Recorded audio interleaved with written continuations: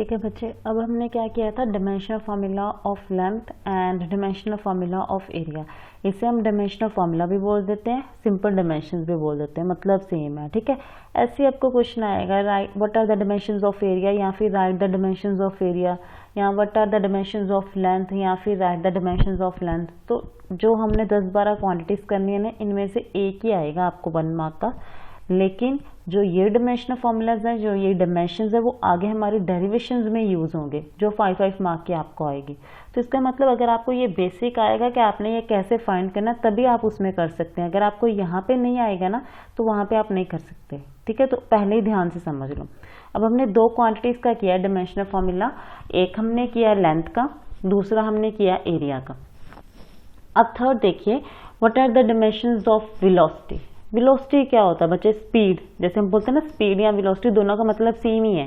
जैसे हम बोलते हैं स्पीड, वहाँ पे डिस्टेंस की बात होती है, वेलोसिटी में डिस्प्लेसमेंट की बात होती है। लेकिन हम जनरली, जैसे मैंने यहाँ पे डिस्टेंस लिखा, हम डिस्टेंस ही लिख देते, तो आप वही लेके चलिए। ठीक है, एक बार स्पीड और वेलोसिटी दोनों की जो यूनिट्स होती हैं वो सेम होती हैं। जैसे वेलोसिटी, इसका फॉर्म बच्चे बस आपको लर्न क्या करना होगा, डायमेंशंस आप लर्न नहीं कर सकते। ठीक है, हमें नहीं पता किसकी पावर 1 आएगी, किसकी पावर 2 आएगी, -1, सब कन्फ्यूजन हो जाती है। हमें लर्न क्या करना है, हमें ये फॉर्मूलाज लर्न करने हैं कि वेलोसिटी का क्या फॉर्मूला है, एरिया का क्या फॉर्मूला है, एक्सेलरेशन का क्या फॉर्मूला है, वो हमने फॉर्मूलाज लर्न करने हैं। क्योंकि ये फॉर्मूलाज तो सारी फिजिक्स में आगे यूज़ होंगे, तो आपको लर्न तब भी करने पड़ेंगे।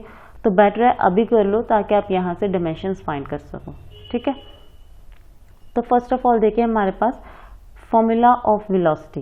वेलोसिटी का फॉर्मूला हमारे पास क्या होता है, डिस्टेंस डिवाइडेड बाय टाइम। इसे हम डिवाइड भी बोल देते हैं, इसे हम पर यूनिट भी बोल देते हैं, दोनों से चलता है। ठीक है, डिस्टेंस डिवाइडेड बाय टाइम और डिस्टेंस पर यूनिट टाइम, दोनों का मतलब सेम है।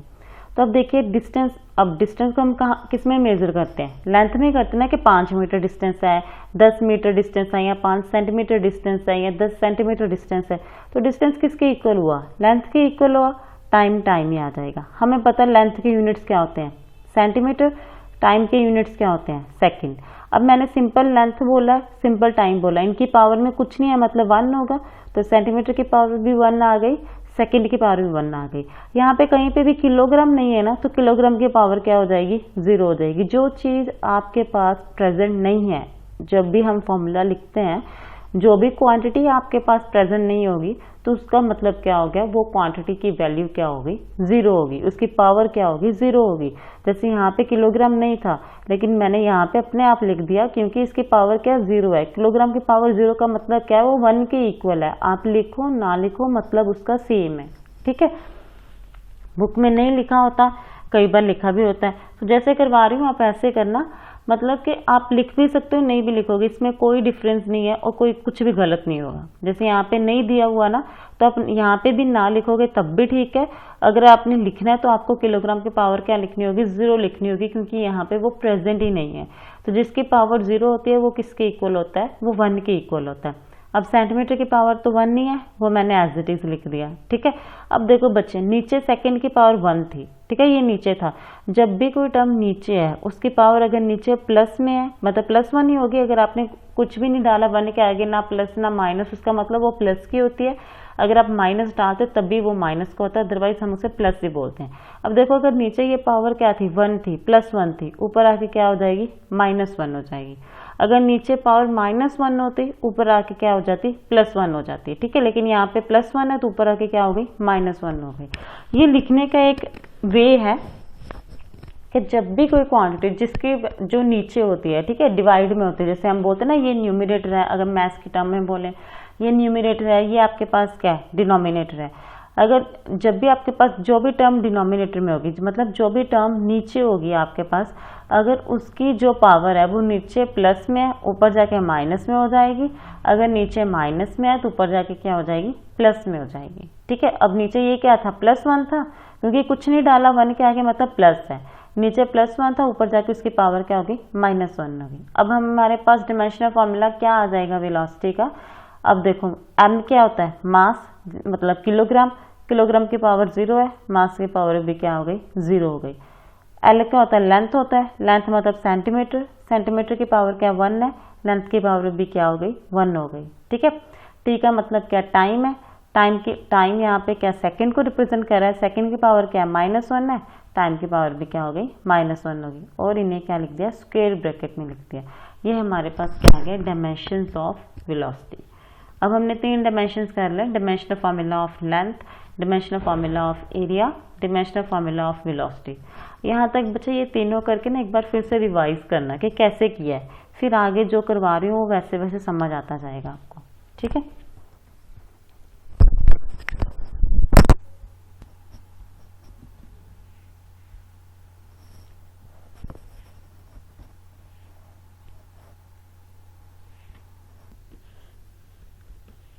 ठीक है बच्चे, तो नेक्स्ट देखिए आपके पास क्या है।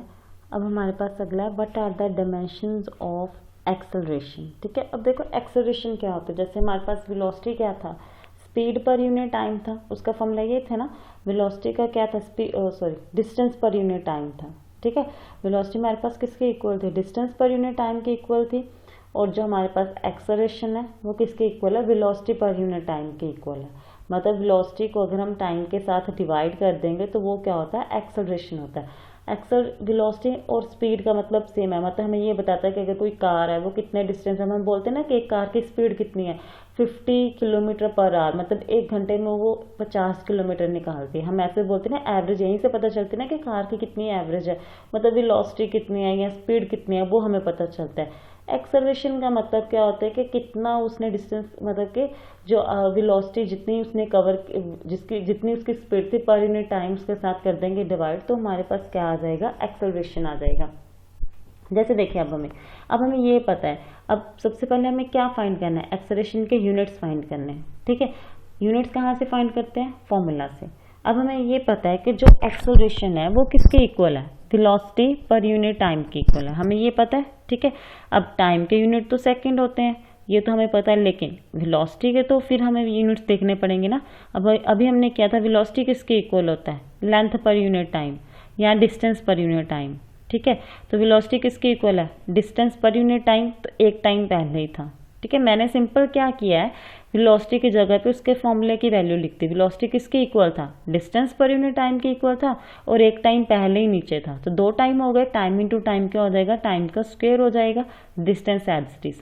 हमें पता है डिस्टेंस के यूनिट या तो मीटर में होते हैं या सेंटीमीटर में होते हैं, आप कुछ भी लिख सकते हो। मैंने क्या लिख दिया कि डिस्टेंस के यूनिट हमारे पास क्या है, मीटर में है। अब डिस्टेंस की पावर 1 थी, मतलब कुछ नहीं है तो पावर 1 होगी, तो मीटर की पावर भी क्या हो गई, 1 हो गई। टाइम के यूनिट्स क्या होते हैं, सेकंड होते हैं, टाइम का स्क्वायर है तो सेकंड का भी क्या हो जाएगा, स्क्वायर हो जाएगा। अब देखो नीचे, ऊपर क्या था, मीटर पावर 1 थी, नीचे हमारे पास क्या है, सेकंड की पावर 2 है, नीचे +2 था, ऊपर आके क्या हो जाएगा, सेकंड की पावर -2, सिंपल। अब देखो ऊपर मीटर पावर 1 थी, एज इट इज रहा, ये सेकंड पावर 2 नीचे था ना हमारे पास, मैंने अभी बताया था कि कोई भी टर्म अगर नीचे प्लस में है, ऊपर जाके क्या हो जाएगी, माइनस में हो जाएगी। नीचे ये +2 है क्योंकि इसके आगे कुछ भी नहीं लगा हुआ, मतलब +2 है, ऊपर जाके क्या हो जाएगी, -2 हो जाएगी। अब देखो यहाँ पे मीटर और सेकंड तो था, लेकिन किलोग्राम कहीं पे भी नहीं था। आप नहीं भी लिखोगे तब भी ठीक है, अगर आप किलोग्राम लिख रहे हो तो उसकी पावर क्या होगी, 0 होगी, मतलब वो हमारे पास प्रेजेंट नहीं है। अब डायमेंशंस क्या हो जाएंगे, फिर इसके डायमेंशंस आ गए, मास की पावर 0, क्योंकि किलोग्राम मतलब मास, किलोग्राम की पावर 0 है तो मास की पावर भी क्या हो जाएगी, 0 हो जाएगी। मीटर मतलब लेंथ, मीटर की पावर 1 है तो लेंथ की पावर भी क्या हो जाएगी, 1 हो जाएगी। सेकंड मतलब टाइम, सेकंड की पावर -2 है तो टाइम की पावर भी क्या हो जाएगी, -2 हो जाएगी। तो ये हमारे पास क्या आ गया, डायमेंशंस ऑफ एक्सेलरेशन।